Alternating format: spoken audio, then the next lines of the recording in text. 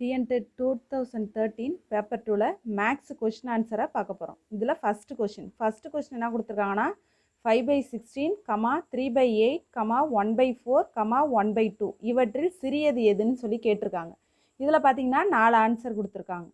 இப்போ நம்ம எது சின்னதுன்னு பார்க்கணுன்னா நம்ம கொஷினில் பார்த்தீங்கன்னா எத்தனை கொடுத்துருக்காங்கன்னா 4. இந்த 4க்கும் வந்து ஆன்சர் இப்போ நம்ம எது சின்னதுன்னு கண்டுபிடிக்கணும். இப்போ பார்த்தீங்கன்னா ஃபஸ்ட்டு 1/2 கொடுத்துருக்காங்க. 1/2 எடுத்துப்போம். 1/2 கேன்சல் பண்ணுறப்ப இங்கே 2 இங்கே 1 தான் இருக்குது. இது கூட 0 சேர்த்தோன்னா நமக்கு 0. இங்கே 0 சேர்த்தா 10 வரும். 5 2s are 10. அப்போ 0.5ன்னு கிடைக்கும். இங்கே பார்த்தீங்கன்னா 1/4. 1/4ங்கிறப்ப இந்த இடத்துல அதே மாதிரி 4ங்கிறது 1ங்கிறது 4ஐ விட சின்னதாக இருக்குது. அப்போ இந்த இடத்துல ஒரு 0 சேர்த்துப்போம். அப்போ 10ன்னு வரும். இங்கே 0. இதில் எத்தனை 4 இருக்குதுன்னு பார்த்தீங்கன்னா 10ல் 2 4s are 8. உங்களுக்கு அதுலேயும் பேலன்ஸ் என்ன வரும்னு பார்த்தீங்கன்னா 2 வரும். அது கூட ஒரு 0 சேர்த்திங்கன்னா 20. அதில் 5 4s are 20. இப்போ 1/4 சிம்பிளிஃபை பண்ணுறப்ப 0.25ன்னு வரும். அதே மாதிரி 3/8 சிம்பிளிஃபை பண்ணுறப்ப என்ன வரும்னு பார்த்தீங்கன்னா இதுவும் அதே மாதிரி தான். இது கூட 0 சேர்ப்போம். 30 வரும். 0. இதில் எத்தனை 8 இருக்குதுன்னு பார்த்தீங்கன்னா 30ல் 3 8s are 24ன்னு வரும். இப்போ 30ல் 24 போயிடுச்சுன்னா 6 பேலன்ஸு. இப்போ இங்கே உங்களுக்கு 6 கூட ஒரு 0 சேர்ந்ததுன்னா 60.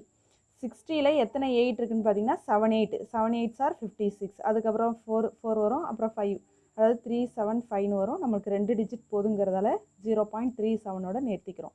நெக்ஸ்ட்டு பார்த்தீங்கன்னா 5/16. இப்போ 5/16ங்கிறப்ப உங்களுக்கு என்ன வரும்னு பார்த்தீங்கன்னா இப்போ இதில் வந்து 5 வந்து சின்ன நம்பராக இருக்கிறதால இது கூட ஒரு 0 சேர்த்துப்போம். 50 வரும். அப்போ 0. இதில் எத்தனை 50ல் எத்தனை 16 இருக்குதுன்னு பார்த்தீங்கன்னா 3 16s are 48. அப்போ உங்களுக்கு இங்கே ஒரு 2 வரும். பேலன்ஸு 20ன்னு வரும். 20ல் எத்தனை 16 இருக்குதுன்னு பார்த்தீங்கன்னா 116. அப்போ 0.31. இதெல்லாம் பார்க்குறப்ப எல்லாத்தையும் என்ன மாற்றிட்டோன்னு பார்த்தீங்கன்னா டெசிமல் பாயிண்டில் எடுத்துட்டோம். இதில் எது சின்ன நம்பர்னு பார்க்குறப்ப உங்களுக்கு 0.25. அப்போ வந்து இது எதில் கிடச்சதுன்னா 1/4ல் கிடச்சிது. இதோட ஆன்சர் பார்த்தீங்கன்னா 1/4. இதுதான் இதோட ஆன்சர். நெக்ஸ்ட்டு செகண்ட் கொஷின் என்ன கொடுத்துருக்காங்கன்னு பார்த்தீங்கன்னா 32 × 4 plus root x divided by 36 is equal to 4 எனில் எக்ஸின் மதிப்பு என்னன்னு சொல்லி கேட்டிருக்காங்க. இப்போ உங்களுக்கு எக்ஸோட மதிப்பு என்னன்னு தெரியணும். இதில் 4 ஆன்சர் கொடுத்துருக்காங்க. இதில் பார்த்தீங்கன்னா 32 × 4 plus root x divided by 36 equal to 4ன்னு எடுத்துகிட்டு இந்த 36 இந்த சைடு கொண்டு போனீங்கன்னா டிவைடில் இருக்கிறது உங்களுக்கு மல்டிப்ளிகேஷனில் வரும். 36 × 4ன்னு கிடைக்கும். இப்போ இது ரெண்டுத்தையும் மல்டிப்ளை பண்ணிங்கன்னா உங்களுக்கு என்ன கிடைக்குன்னு பார்த்தீங்கன்னா 128 plus root x equal to இது ரெண்டுத்தையும் மல்டிப்ளை பண்ணுறப்போ உங்களுக்கு 144ன்னு கிடைக்கும். இப்போ ரூட் எக்ஸ் அப்படியே வச்சுட்டு இந்த 128 இருக்குல்ல இது இந்த சைடு சீக்வல்ட்டுக்கு அந்த சைடு கொண்டு போகிறப்போ உங்களுக்கு ப்ளஸ்ஸாக இருக்கிறது மைனஸாக கிடைக்கும். அதாவது -128ன்னு கிடைக்கும். இது ரெண்டுத்தையும் நீங்கள் வந்து மைனஸ் பண்ணுறப்போ உங்களுக்கு என்ன கிடைக்குன்னு பார்த்தீங்கன்னா 16. உங்களுக்கு கொஷினில் என்ன கேட்டிருக்காங்கன்னா எக்ஸோட வேல்யூ தான் கேட்டிருக்காங்க. இங்கே நமக்கு ரூட் எக்ஸோட வேல்யூ கிடச்சிட்டு இதுலேருந்து நம்ம என்ன பண்ணலான்னா ஈஸியாக நம்ம எக்ஸோட வேல்யூ எடுத்துக்கலாம். ஸ்கொயரிங் இதை வந்து ஸ்கொயர் பண்ணோன்னா இந்த இடத்துல ரூட்டு கேன்சல் ஆகி எக்ஸ்ன்னு கிடைக்கும். 16 ஸ்கொயர் பண்ணுறப்ப நமக்கு 256ன்னு கிடைக்கும். அப்போ இதோட ஆன்சர் பார்த்தீங்கன்னா சி 256 தான் இதோட ஆன்சர். தேர்டு கொஷின் என்ன கொடுத்துருக்காங்கன்னா 10x + 3 + 10y + 5 = 11 × x + y எனில் x + yயோட வேல்யூ என்னன்னு சொல்லி கேட்டிருக்காங்க. இதில் 4 ஆன்சர் கொடுத்துருக்காங்க. இப்போ என்ன எடுத்துக்க போகிறீங்கன்னா 10x ப்ளஸ் கொஷின் அப்படியே எடுத்துட்டு இது எல்லாத்தையும் நம்ம ஃபுல்லாக ஆட் பண்ண போகிறோம். இந்த சைடு உள்ளது எல்லாத்தையும் 10x + 3 இந்த இடத்துல ப்ளஸ் 10y + 5 = இந்த 11 உள்ளுக்குள்ளே மல்டிப்ளை பண்ணுறப்போ உங்களுக்கு 11x + 11yன்னு கிடைக்கும். இப்போ இந்த இடத்துல பார்த்தீங்கன்னா 10x + 10y 5 3 2 கான்ஸ்டன்ட் ரெண்டுத்தையும் ஆட் பண்ணுறப்போ உங்களுக்கு 8ன்னு கிடைக்கும். இந்த இடத்துல 11x + 11yன்னு கிடைக்கும். நெக்ஸ்ட்டு அந்த முன்னாடி ஸ்டெப்பில் 10x இந்த சைடு சீக்வல்ட்டுக்கு இந்த சைடு கொண்டு வரப்போ பார்த்தீங்கன்னா உங்களுக்கு -10x - 10yன்னு கிடைக்கும். இந்த 8ங்கிற அந்த +8ங்கிறது அப்படியே தான் இருக்கும். இதில் எக்ஸு பார்த்தீங்கன்னா 2 டைம்ஸ் இருக்குது. அப்போ எக்ஸை காமனாக வெளில எடுத்திங்கன்னா 11 - 10ன்னு கிடைக்கும். இது ரெண்டுத்துலேயும் பார்த்தீங்கன்னா ஒய்யை காமனாக வெளில எடுத்தால் 11 - 10ன்னு கிடைக்கும். =8. இது ரெண்டுத்தையும் மைனஸ் பண்ணுறப்போ உங்களுக்கு என்ன வரும்னு பார்த்தீங்கன்னா ஒய். அப்போ x + y = உங்களுக்கு என்ன கிடைக்குன்னா 8. இப்போ 8 தான் இதோட ஆன்சர்.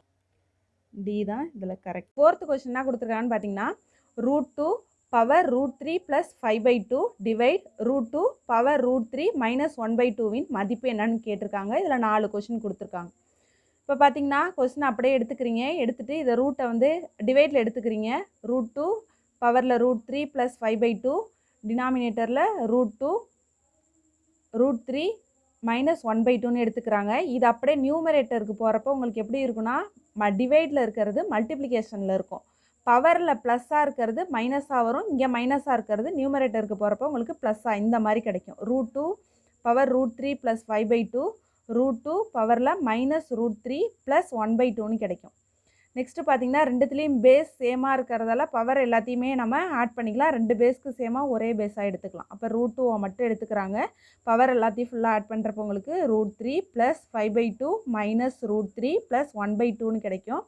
இந்த இடத்துல +√3யும் -√3யும் கேன்சல் ஆகிடும். நெக்ஸ்ட்டு இது ரெண்டுத்தையும் ஆட் பண்ணுறப்ப உங்களுக்கு டினாமினேட்டர் சேமாக இருக்கிறதால அப்போ டேரெக்டாக ஆட் பண்ணிக்கலாம்.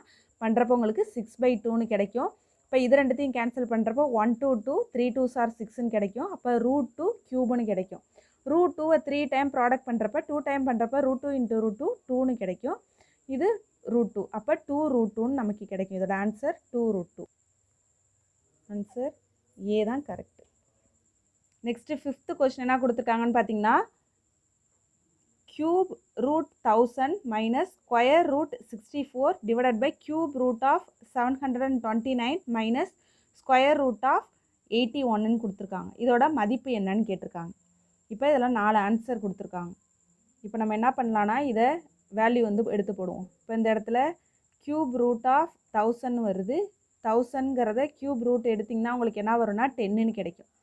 10 × 10 100 100 × 10 3 டைம் 10 ப்ராடக்ட் பண்ணால் தான் உங்களுக்கு 1000 வரும். அப்போ இந்த இடத்துல 10ன்னு கிடைக்கும். அதே மாதிரி இந்த இடத்துல ஸ்கொயர் ரூட் எடுக்கிறப்ப 8 8s are 64. அப்போ இந்த இடத்துல 8 10 - 8ன்னு கிடைக்கும்.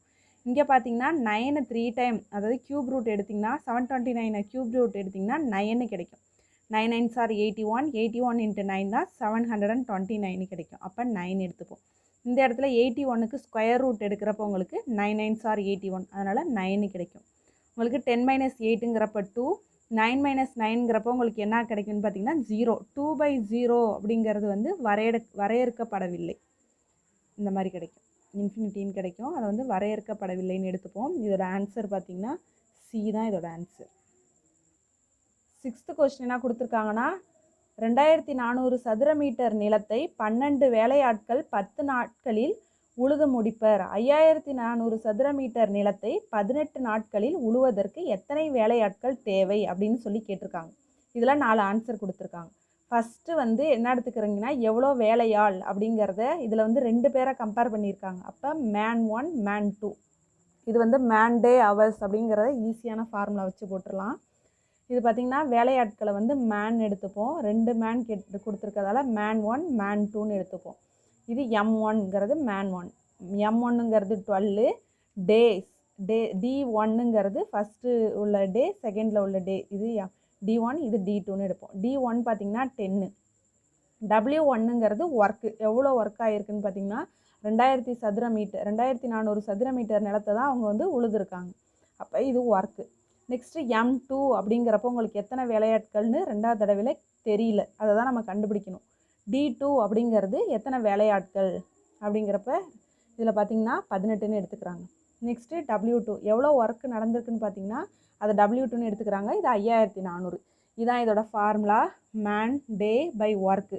இதில் ஹவர்ஸ் கேட்டாங்கன்னா நியூமரேட்டர்லேயே ஹவர் வரும். இங்கே ஹவர் கேட்கல, அதனால் இது மட்டும் போதும். Man day by work. அதே மாதிரி மேன் செகண்ட் ஒர்க்கு நடந்ததில் அது மேன் டே பை ஒர்க்கு. இது ஃபுல்லாக 1 M1 இதே மாதிரி இது M2 அந்த மாதிரி வரும். இப்போ M1ங்கிறப்ப என்ன கொடுத்துருக்காங்கன்னா 12. இப்போ D1 வந்து 10 டிவைடட் பை எவ்வளோ ஒர்க் ஆகிருக்குன்னு பார்த்தீங்கன்னா 2400. நெக்ஸ்ட்டு இங்கே பார்த்தீங்கன்னா M2 எத்தனை வேலையாட்கள்னு தெரியல, அதை தான் நம்ம கண்டுபிடிக்கணும். அதை எக்ஸ்ன்னு எடுத்துப்போம். இன்ட்டு டே 2 அது வந்து செகண்ட் எவ்வளோ கொடுத்தாங்கன்னா டேயில் 80 கொடுத்துருக்காங்க. எவ்வளோ ஒர்க் ஆனிச்சுன்னு பார்த்தீங்கன்னா 5400. ஃபுல்லாக கேன்சல் பண்ணுவோம். டினாமினேட்டரில் இந்த 2 0வுமே கேன்சல் பண்ணிடலாம். பண்ணிவிட்டு நெக்ஸ்ட்டு இந்த 12ஐயும் 24ஐயும் கேன்சல் பண்ணுறப்போ 1 12 12 2 12s are 24ன்னு வரும். இந்த 2ஐயும் 10ஐயும் கேன்சல் பண்ணலாம். 1 2 2 5 2s are 10ன்னு கிடைக்கும். இங்கே பார்த்தீங்கன்னா 18ஐயும் 54ஐயும் கேன்சல் பண்ணலாம். 1 18 18 3 18s are 54ன்னு கிடைக்கும். இப்போ உங்களுக்கு 5x/3 தான் உங்களுக்கு ரிமைனிங் கிடச்சது. இதை வந்து இந்த சைடு கிராஸ் ப்ராடக்ட் பண்ணுறப்ப டினாமினேட்டரில் உள்ளது மல்டிப்ளிகேஷனில் வரும். 3 × 5 கிடைக்கும். 3 5s are 15. இதோட ஆன்சர் பார்த்தீங்கன்னா 15. எத்தனை வேலையாட்கள் வந்து அந்த 5400 நிலத்தில் உழுதுருக்காங்கன்னு பார்த்தீங்கன்னா 15 வேலையாட்கள்.